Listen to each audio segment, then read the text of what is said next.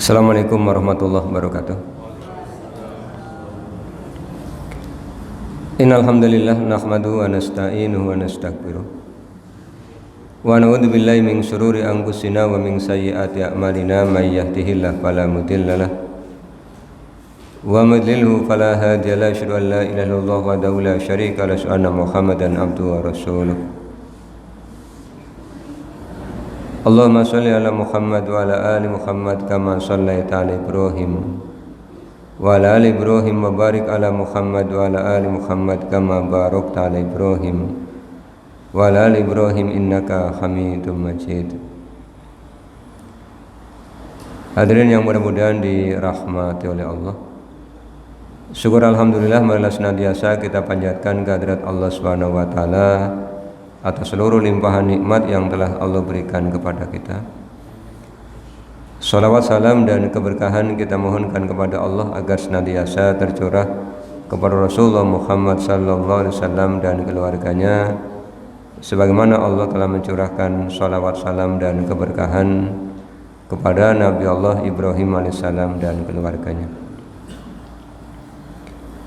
Melanjutkan kajian kitab Sahih Al-Bukhari pada malam hari ini, kita akan mengkaji bab ke-35, hadisnya ke-101 dan 102. Bab ke-35 ini oleh Imam Al-Bukhari diberi judul bab bolehkah menjadikan hari khusus untuk memberikan pembelajaran kepada kaum wanita.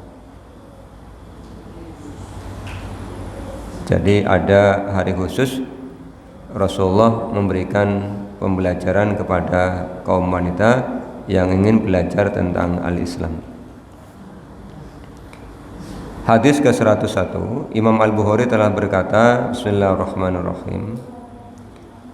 Haddatsana Adamu qala haddatsana Syu'batu qala haddatsani Ibnul Asbahani qala sami'tu Aba Sholihin Zakwana yuhaddisu an Abi Sa'idil Khudri qalatin nisa'u lin Nabi sallallahu alaihi wasallam ghalabana alaikar rijalu faj'al lana yawman min nafsika fawa'adahunna yawman laqiyahunna fihi fawa'aduhunna wa amaruhunna fakana fima qala lahunna ma minkunna imra'atun tuqaddimu salasatan min waladiha illa kana laha hijaban minan nar. Faqalat imra'atun wasnaini faqala wasnaini.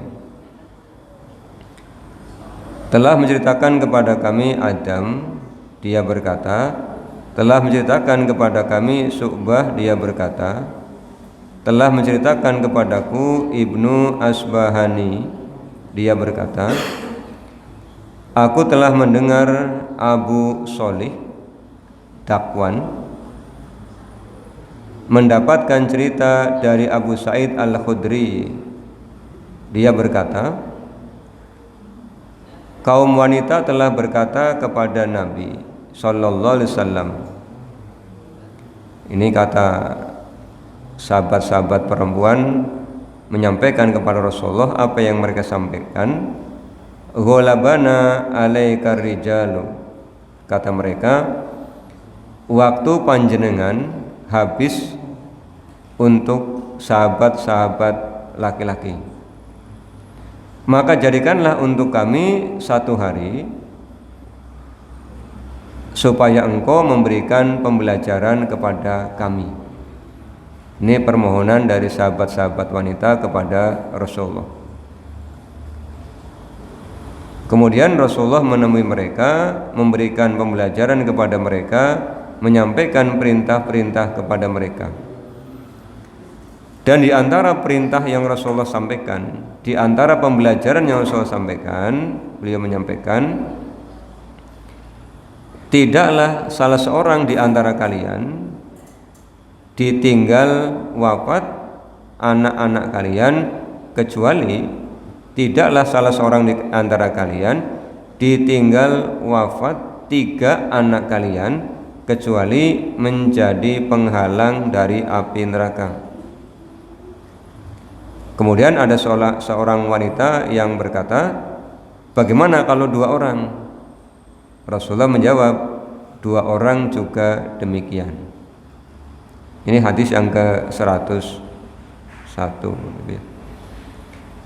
Kemudian yang ke-102, haddatsana Muhammad bin Basyarin qala haddatsana Gundarun qala haddatsana Syu'batu an Abdurrahman ibn al-Asbahani an Zakwana an Abi Sa'id al-Khudri anin Nabi sallallahu alaihi wasallam bihadza wa an Abdurrahman ibn al-Asbahani qala sami'tu Aba Hazimin an Abi Hurairah qala salasatan lam yablugul hinsa.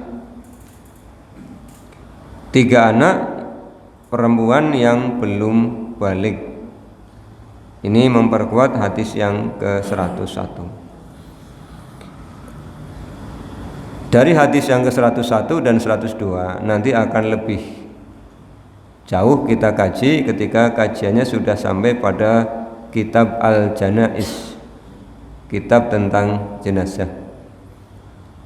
Ini dicantumkan kembali oleh Imam Al-Bukhari.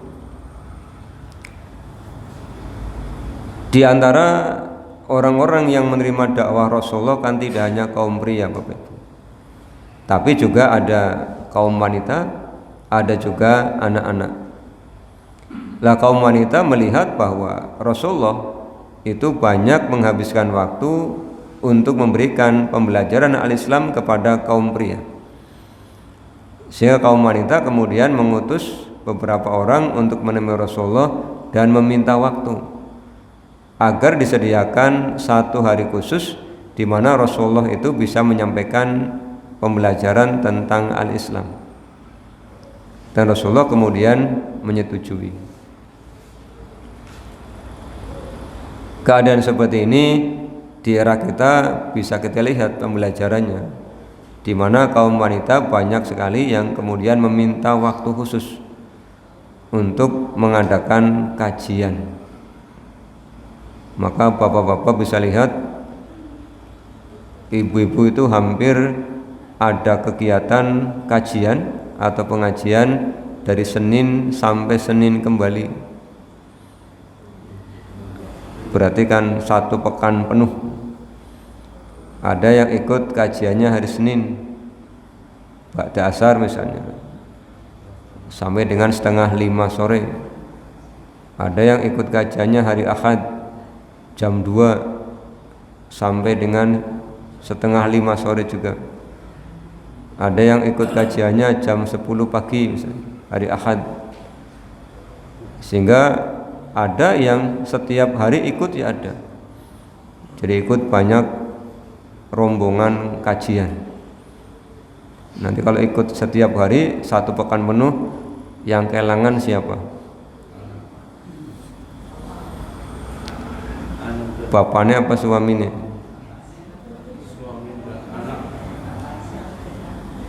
Yang kehilangan bapak apa suami, Bu? Bapaknya anak-anak. Berarti suami kan? Kan rata-rata sudah tidak pada punya bapak kan, punyanya suami. Kalau suaminya mengizinkan ya tidak apa-apa. Apalagi suaminya malah mendorong, silakan ikut ngaji agar semakin solihah misalnya. Yang penting kalau sudah pulang ngaji, yang didapatkan dari kajian dilaksanakan. Jangan ketika pulang ditanya oleh suaminya, tadi materinya apa? Embu, Pak. Ini embu. Ngantuk. Singgelingan wedange enak. Yang kelingan malah wedange. Jaburannya enak, gorengan panas-panas kan. Hanya suaminya bilang, wis aja makan ngaji maning lah, gorengan taning mah bisa tumbas kan gitu kan. Jadi harapannya setelah mendatangi kajian atau pengajian, kemudian ilmu yang didapatkan bisa dipraktekkan. Syukur-syukur bisa diajarkan kepada orang-orang yang ada di dalam rumah, disampaikan kepada anak ataupun disampaikan kepada keluarga yang lain. Kemudian informasi yang kedua, Rasulullah kemudian menyetujui permintaan mereka dan Rasulullah menetapkan satu hari khusus untuk memberikan pengajaran dan pembelajaran kepada mereka. Yang ketiga, informasi dari hadis ini, di antara pembelajaran yang Rasulullah sampaikan, beliau menyampaikan kabar gembira bagi orang-orang yang terkena musibah. Musibah apa? Orang yang dikaruniai anak oleh Allah, kemudian diwafatkan anak-anak itu ketika belum balik, jumlahnya 3, maka anak-anak itu akan menjadi hijab bagi orang tuanya terhadap siksaan neraka. Sekarang kehilangan satu saja sudah menderita kan itu.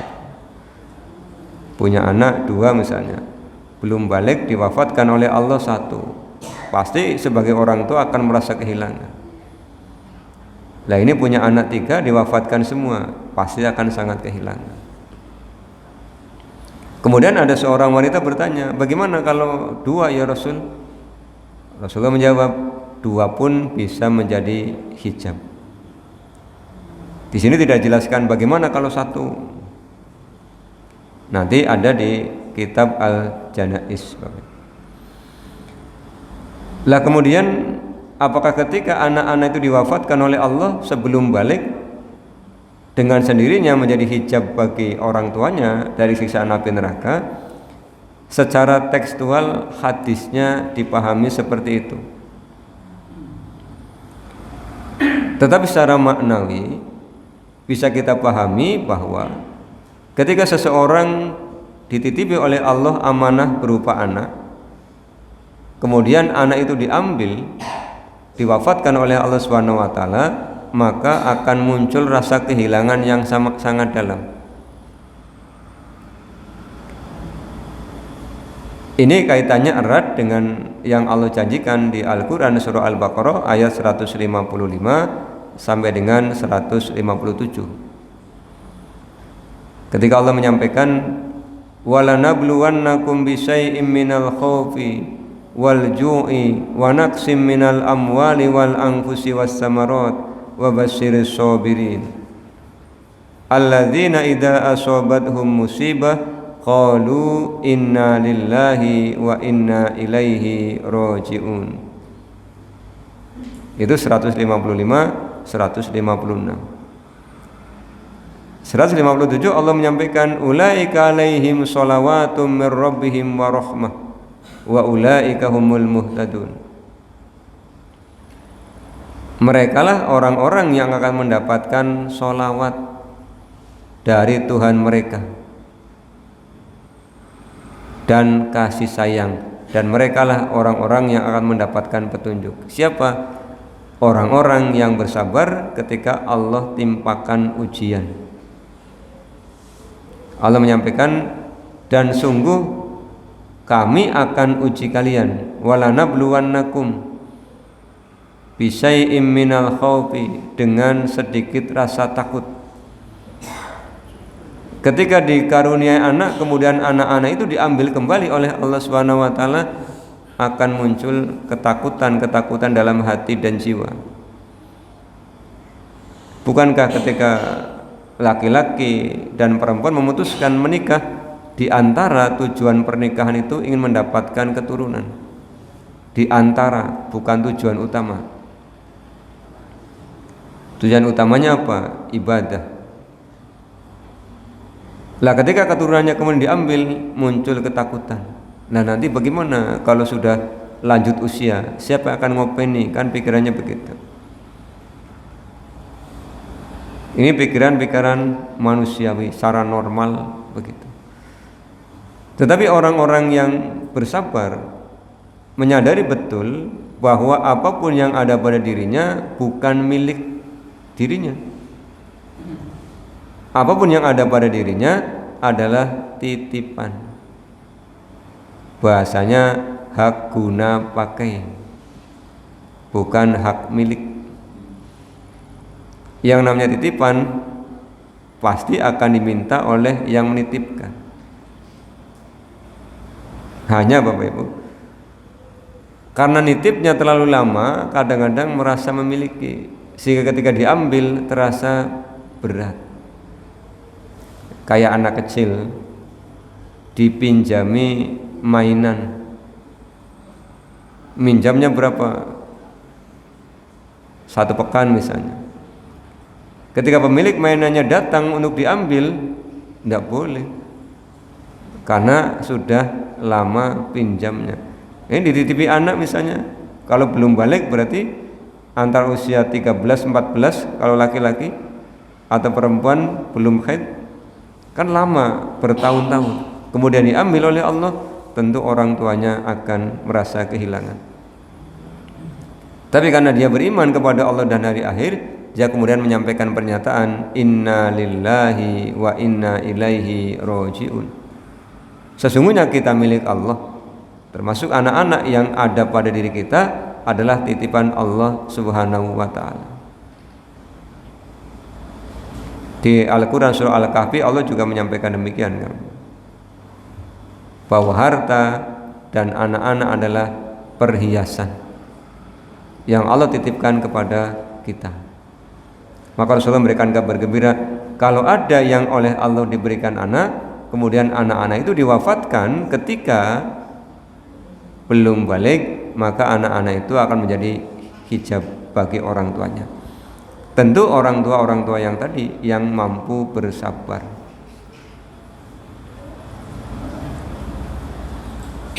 Persoalannya kemudian dalam bahasa Jawa kan ada istilah sabar itu enteng kecape abot sanggane. Kompak banget ibu-ibu. Hafal. Iya, karena kadang-kadang ngomong sabar tapi hatinya degel ya Pak. Iya. Wong merintahkan kepada anak, kepada cucu, sing sabar ke, tapi nadanya nada tinggi. Kira-kira nada tinggi itu lagi sabar apalagi erosi jiwa kan gitu. Anak 3 misalnya, 1 minta makan, 1 minta mandi, 1 minta pakai pakaian. Di rumah ayahnya sudah pergi berangkat pagi-pagi, akhirnya kan nadanya pakai do re mi fa sol la si do, tapi do yang terakhir kan. Sing sabar gen, tapi kalau ngentak-ngentak kan. Anaknya bingung. Kan ini kongon sabar nadanya tidak sabar. Ya kalau menganjurkan yang sabar ya nak, ya nadanya pakai do yang pertama kan.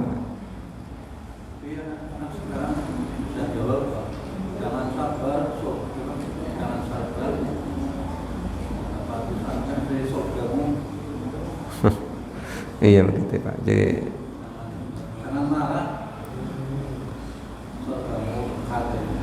jangan marah, bersabarlah. Maka para ulama kemudian kan memberikan pembagian tentang kesabaran kan. Ada sabar di dalam menahan amarah, ada sabar ketika mendapatkan ujian, ada sabar di dalam ketaatan. Orang ketika marah pun disuruh bersabar, dikendalikan. Bagaimana mengendalikan amarah? Ya ketika marah ucapkan ta'awud, a'udzubillahi minasyaitonirrajim. Kalau lagi berdiri marah, ucapkan ta'awud, kemudian duduk.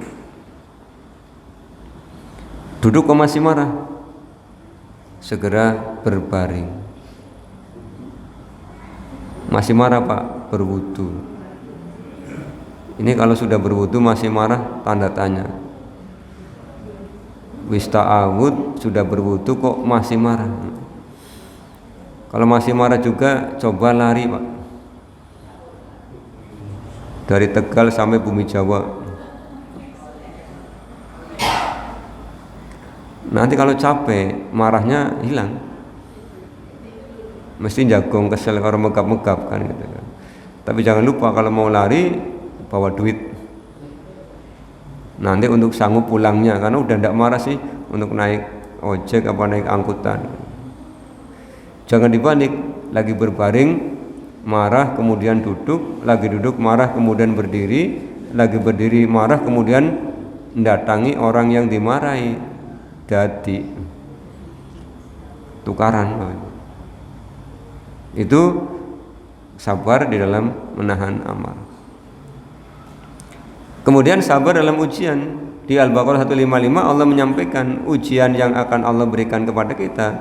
Di antaranya tadi akan diuji dengan sedikit rasa takut, minal khaufi. Dikaruniai anak, anaknya diwafatkan ketika masih kecil, ada ketakutan. Bagaimana nanti kalau sudah tua?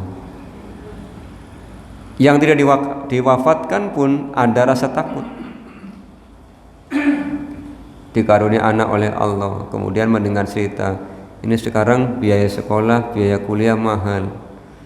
Yang cerita pulang, yang diceritani megangi kepala. Ditanya oleh istrinya, kenapa megangi kepala pak? Mau pada cerita jadi kuliah saya larang ongkosnya. Lalu dong anaknya dewek kuliah primen ya. We anak nembe 1 tahun 2 tahun wis mikiri kuliah. Padahal kan usianya belum tentu sampai kuliah. Tapi pusingnya sudah mulai dirasakan. Ini yang kadang-kadang membuat orang itu banyak yang menganiaya pikirannya sendiri. Ini hari Jumat, tapi sudah mikir 18 tahun yang akan datang. Makanya pusing kepalanya. Wallahu a'lam. Itu kan namanya orang yang hidup di masa depan. Ada juga Bapak Ibu, orang yang sakit kepala, orang yang sakit hati karena hidup di masa lalu. Diingat-ingat terus. Cerita sama temannya misalnya. Kenapa bu? Lagi jengkel. Si bisa nih. Iya, baru 3 nyami ibu nih. Kapan? 18 tahun yang lalu. 18 tahun yang lalu diceritakan hari ini, jengkelnya hari ini. Padahal yang gak nyami sudah wafat misalnya. Ini namanya orang yang hidup di masa lalu. Orang yang hidup di masa lalu Bapak Ibu, itu seperti orang yang berusaha mengubah bubur menjadi padi. Kan tidak mungkin. Orang yang berusaha mengubah serbuk kayu menjadi pohon, kan tidak mungkin. Jadi jangan hidup di masa lalu, jangan hidup di masa depan, hidup hari ini. Masa depan cukup direncanakan, cukup diprogramkan, tapi jangan dirasakan. Program harus, karena orang-orang beriman itu harus wal tangdur nafsum ma qaddamat lighad. Anak-anak mulai besar orang tuanya nabung. Ini rencana, berdoa. Urusan nanti tawakal kepada Allah Subhanahu wa taala. Sehingga hati tidak runtak, kepala tidak sakit. Tapi jangan kemudian bilang begini, ya sudahlah, aku tanpa jari Gusti Allah, pasrah. Ya tidak boleh. Jangan bilang angger takdire wareg ngowareg dewek. Ya tidak mungkin. Wong sudah disuguhi makanan aja harus ada usaha untuk dimasukkan ke mulut. Tidak kemudian makan itu masuk ke mulut sendiri, kan tidak mungkin. Ada usaha, Pak. Itulah tawakal. Ada doa, ada usaha, ada doa, ada kepasrahan kepada Allah Subhanahu wa taala. Makanya kata Allah kan wa 'alallahi falyatawakkalul mu'minun. Orang mukmin itu mau bertawakal kepada Allah, termasuk ketika menghadapi ujian rasa takut. Wal ju'i, Allah akan uji dengan apa? Dengan rasa lapar. Rasa lapar pun ujian. Makanya orang-orang mukmin dibiasakan untuk melaksanakan perintah saum. 1 tahun 1 bulan Ramadan untuk saum. Allah SWT menyayangi kita, tidak hanya mewajibkan di bulan Ramadan, tetapi ada ibadah saum tatawu, saum sunnah. Maka ada 6 hari di bulan Syawal, ada Senin Kemis, ada Ayyamul Bid, ada 9 Dzulhijjah atau 1 sampai 9 Dzulhijjah, ada 9 dan 10 Muharram, ada sehari saum sehari tidak. Sehingga ketika kemudian disempitkan rizkinya, hari itu tidak mendapatkan makanan, orang mukmin tidak kaget karena sudah terlatih. Bapak Ibu, bukankah orang yang sejak kecil sengsara, kemudian besarnya sengsara, tidak kaget?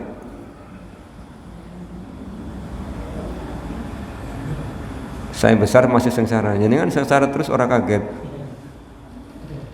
Ora bisane wis apal awit cilik.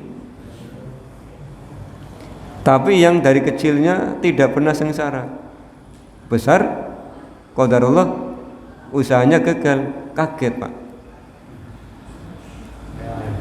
Iya. Orang yang biasa makan sederhana, kemudian makan istimewa, bahagia. Tapi orang yang biasa makan istimewa, kemudian makan sederhana, keter delengi baik kaning mame kayak kue. Itu makanya Allah uji dengan sedikit rasa lapar. Wa naqsim minal amwali, diuji dengan kekurangan harta. Ini ujian. Orang dikatakan miskin itu ketika antara kebutuhan dengan penghasilan lebih kecil penghasilan. Dalam pepatah dikatakan lebih besar pasak daripada tiang. Iya. Suami, istri, anak 3 sekali makan misalnya 20.000. Misalnya sepertiga sekali makan 20.000, berlima ya Pak. Berarti kan 4.000-an, berarti 5 bungkus itu. Ternyata hanya punya uang 10, ini namanya miskin. Tetapi ketika berpenghasilan 20, sekali makan 20, nanti kerja lagi untuk makan berikutnya, kerja lagi untuk makan berikutnya, namanya cukup. Tapi kalau ada kelebihan untuk 3 hari ke depan, namanya kaya. Sehingga menyikapi ujian berupa harta ini, Bapak Ibu belajar untuk merasa cukup. Kata Rasulullah, laisal ghina an kasratil ardi walakinnal ghina ghinan nafsi. Bukanlah orang kaya itu orang yang banyak hartanya, tapi yang merasa cukup jiwanya.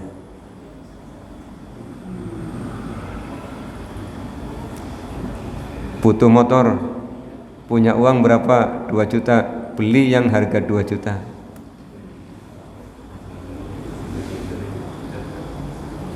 Tidak baru, yang penting bisa dikendarai.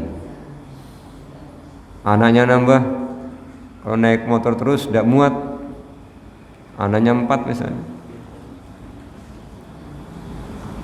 Kalau dinaiki sama abinya sama uminya kan jadi berenam.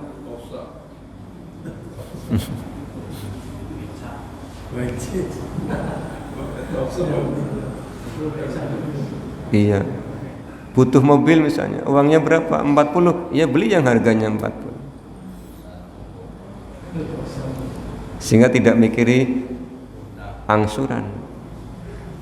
Kadang-kadang punya 40, pengen yang harga 300. Kurangnya melu sapa kan. Hanya tiap bulan kepalanya pusing mikiri angsuran. setiap mau tanggal 30 migrain.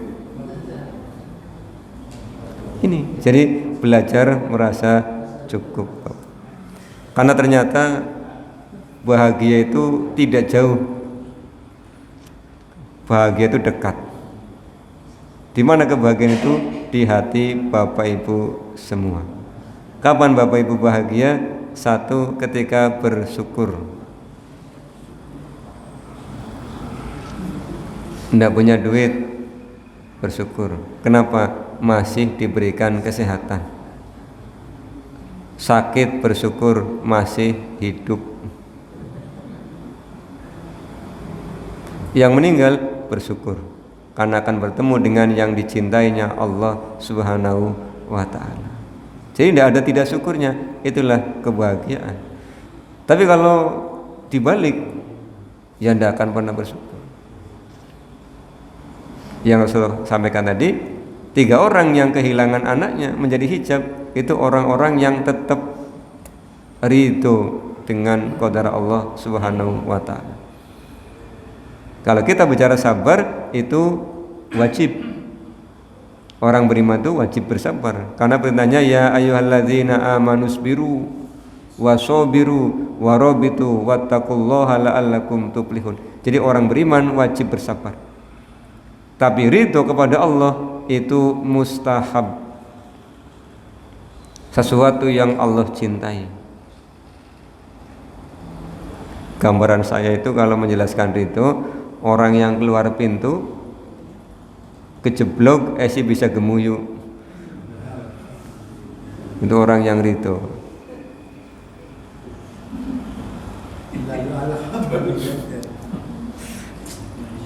Iya, ridho dengan qadar Allah.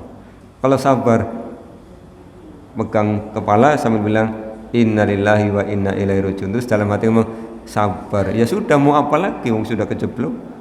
Itu wajib. Maka ridho itu mustahab. Kan hadiahnya juga istimewa Bapak Ibu. Apa hadiahnya? Lihat Al-Bayyinah ayat yang ke-7 dan 8. Innalladzina amanu wa amilus solihati ulaika hum khairul bariyah jazaohum inda rabbihim jannatu adnin tajri min tahtihal anharu khalidina fiha abada radhiyallahu anhum wa radu an dzalika liman khasyiya rabbah. Kalau ridho kepada Allah, hadiahnya adalah jannatu adn. Nanti pulang pada ngomong hadiahnya istimewa, tapi berat ngelakonin kan. Ya memang istimewa itu ya berat Bapak. Wong jenengan pengen masak yang spesial aja ya berat kan. Kalau masak yang ala kadarnya kan ya tidak berat. Pan apa sih? Pan godok timun. Yang penting ada timunnya, ada airnya, ada pancinya, ada kompornya, gasnya nyalain, mateng. Ben rada asin dalih uyah. Mateng, cepet. Tapi pengen bikin yang istimewa, hari ini menunya pengen bikin soto, kan ya harus banyak resep, banyak bahan. Tapi ketika selesai menikmatinya ada kebahagiaan tersendiri. Maka dalam peribahasa bahasa Jawa kan ada ungkapan ada rega, ada rupa, kan begitu ya? Ada rega, ada rupa. Yang harganya tinggi, ya rupanya kayak gitu. Yang harganya murah, rupanya kayak gini. Ingin hadiahnya jannah, ya ridho kepada Allah. Ini digambarkan oleh Rasulullah dengan orang yang kehilangan anak-anaknya. Mereka tidak hanya bersabar, tapi mereka juga ridho dengan qadar Allah Subhanahu wa ta'ala. Lah, melatih kesadaran yang seperti ini tidak bisa langsung jadi, berproses. Karena orang itu kan keinginannya yang diinginkan sama dengan yang terjadi. Kenyataan hidup kan tidak selalu demikian. Antara keinginan dengan kenyataan tidak mesti sama. Wong kadang-kadang mau kondangan saja udah ngarep-ngarep aja pada maem disit. Bisa nih pan prasmanan ning kana.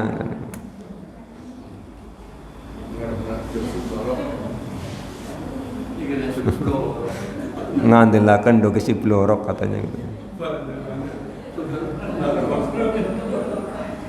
Barang ning kana langkah prasmanan. Sampai pulang pada ngelendeng, dilawani orang maam enggak ya? Langkah prasmanan. Ini kan muncul pertanyaan, si ngongkon orang maam siapa kan kayak gitu.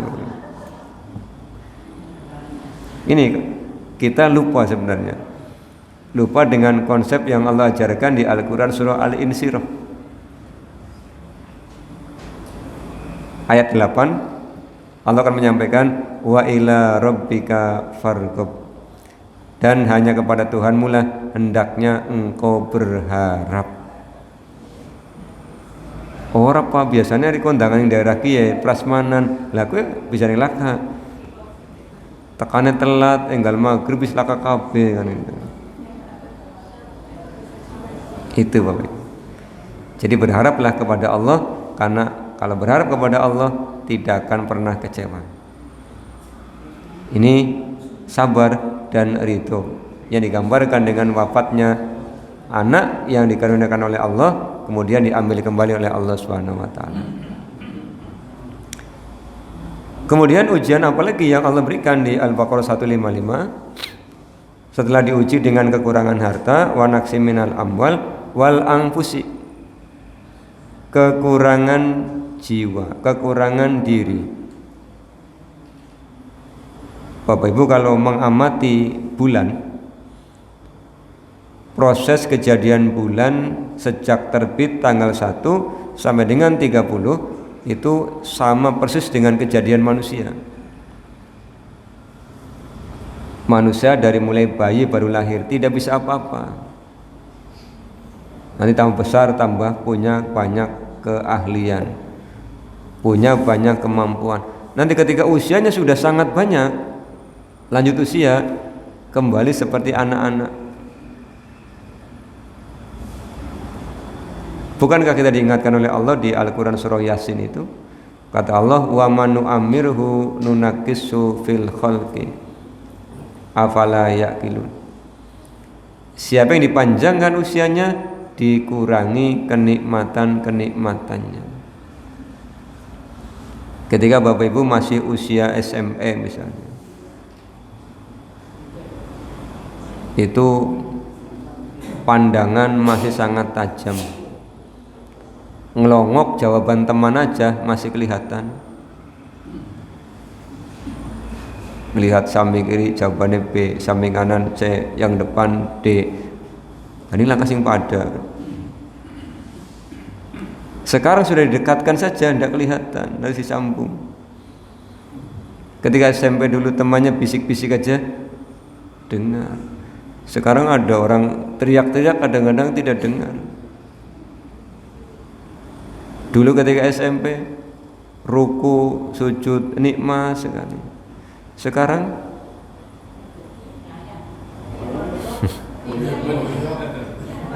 kerasa ya Bu ya. Sujud lama ya kerasa boyok, ruku lama ya kerasa boyok. Itu sunatullah. Mau atau tidaknya, itu yang akan kita hadapi. Ini bagian dari ujian yang Allah berikan kepada kita. Tapi justru Bapak Ibu, ketika diuji dengan keadaan seperti itu, kita bisa ingat Allah. Wong nyatanya duduk seperti ini ngaji, nanti kemudian berdiri kerasa kaki semutan kan, terus istighfar kan, astagfirullah, sikil kerasa semutan. Coba waktu dulu masih muda kan ya ndak istighfar, orang kelingan sih. Iya, jadi orang mukmin itu memang apapun yang Allah berikan baik.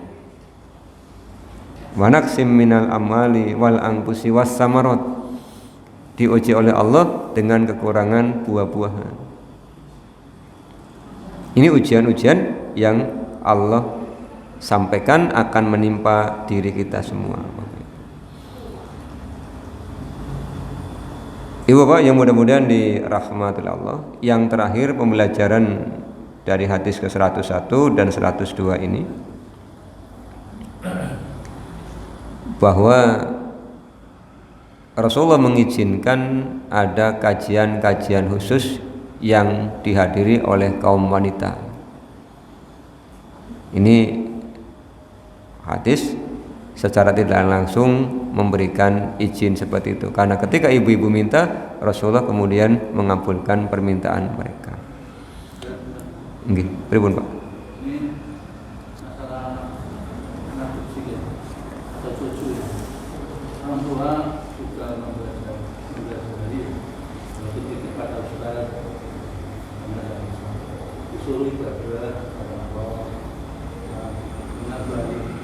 Contohnya sudah melaksanakan sholat, puasanya sudah balik, belum balik,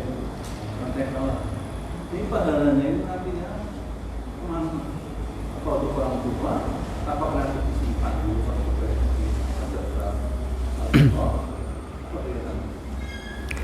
Iya Bapak Ibu, ketika Bapak Ibu mengajarkan kepada putra-putrinya yang belum balik misalnya untuk melaksanakan sholat, untuk melaksanakan saum, untuk melaksanakan belajar membaca Al-Quran, maka pahala yang ibu bapak dapatkan adalah pahala tarbiyah. Pahala tarbiyah. Jadi bapak ibu akan diberikan pahala mendidik mereka. Kalau kemudian karena ketidakmampuan menitipkan kepada orang lain, maka pahala yang bapak ibu dapatkan adalah pahala memberikan nafkah. Bukankah ketika mereka belajar ke lembaga-lembaga pendidikan, kita orang tua menyerahkan harta kita kepada lembaga pendidikan itu? Apa namanya SPP, apa namanya BP3, itu kan sebenarnya bagian dari kita membiayai pendidikan mereka. Jadi ketika mereka belajar, yang dipahalai kita orang tuanya, karena mereka belum terkena kewajiban. Bukankah Rasulullah pernah menyampaikan hukum tidak berlaku untuk 3 golongan?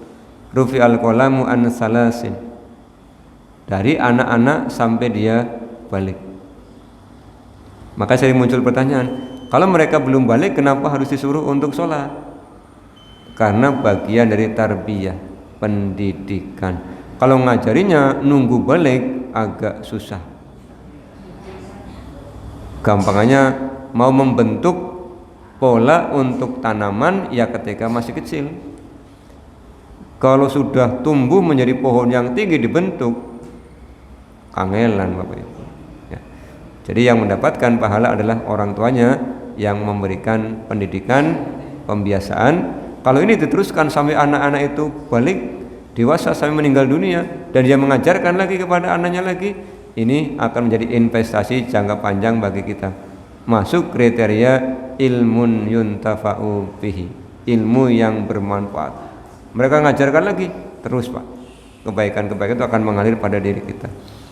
Sehingga Bapak Ibu, mumpung kita masih hidup, ajarkan kepada anak-anak, kepada cucu-cucu kebaikan-kebaikan yang nanti kalau kita meninggal kita pun akan mendapatkan tambahan pahala dari Allah, karena ajaran kita diteladani oleh generasi di belakang kita. Yang Rasulullah janjikan, man sannana sunnatan hasanatan falahu ajru wa ajru man amila biha.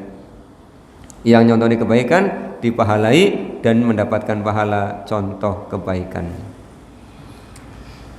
Demikian, marilah kita tutup dengan baca doa kafatul majlis.